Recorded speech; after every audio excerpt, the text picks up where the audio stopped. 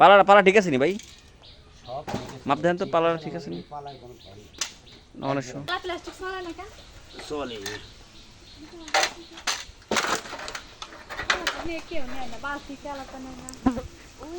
এটা কেমন মাপ হলো? এটা মাপ দিয়ে হলো আপনার? এখানে কয় কেজি আছে? 2 কেজি। 1.5 কেজি। আরে 1.5 কেজি 2 বেশি। কেজি 2 কেজি হলে 3 হইতে 91 91 ভিতরে ওটা ওটা ওটা হয় নাই তো, এটা 2 কেজি বেশি আছে। 1.5 কেজি দিছি ওইটা দেন, ওই পলিন ওইটা দেন। এইটা হ্যাঁ